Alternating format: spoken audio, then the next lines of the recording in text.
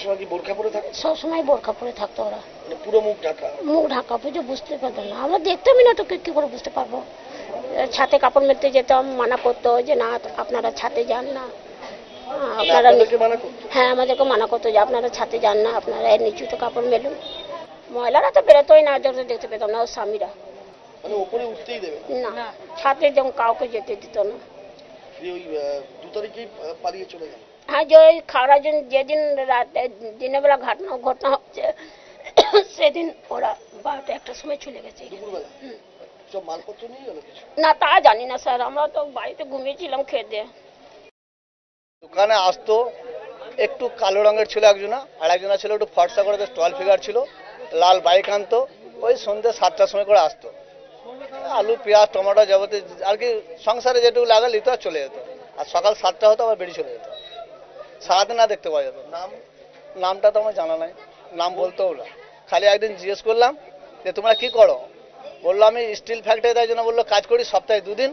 আর মনে আরেকজন বললো ও সেই অপারেশন করা সেই কাঁচি ফাঁচি পাওয়া যায়, বলছে সেইগুলো ডেলিভারি দিয়ে বেড়ায়, সরকারি চাকরি। ওটা কালো মতন যেটা ছিল সেটা দাঁড়িয়ে ছিল, যেটা ফর্সা করে স্টল ফিগার ছিল ওটা দাড়ি ফাড়ি ছিল না, সবসময় হেলমেট পরে থাকতো।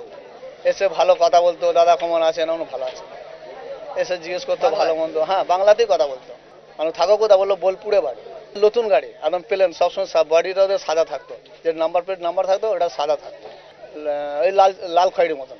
খাগড়াবাড়ি যেদিনকে ঘটনা ঘটলো তার আগের দিনটা ছিল, যেদিনকে ঘটনা ঘটেছে তারপর থেকে আর দেখতে পাইনি। ওপরের সম্বন্ধে আমি কিছু বলতে পারবো না, ওরা কখন বেরোতো কখন ঢুকতো সেটা আমিও জানি না। ওরা 2জন মহিলা 2জন বেটা ছেলে। মানে কি আমাদের কি কোনোদিন দেখতে পেতেন? না, দেখিনি। ওরা কি জানলা দরজা সবসময় বন্ধ করে? কেন, মানে কি হচ্ছে, কি অ্যাক্টিভিটিসটা কি দেখেছেন? আমি সেটা বুঝতে পারিনি, আমরা নিজের কাজ নিয়ে ব্যস্ত থাকতাম। আমরা ওপরে যদি সাথে কাপড় মেলতে যাই তখন বলে যে গলা খাখার দিয়ে তোমরা, ওরা বলে আওয়াজ দিয়ে তুমি উঠবে। বয়স কিরকম হবে? 35-40-এর মধ্যে হবে। 2জন পুরুষেরই? 2জনই পুরুষ।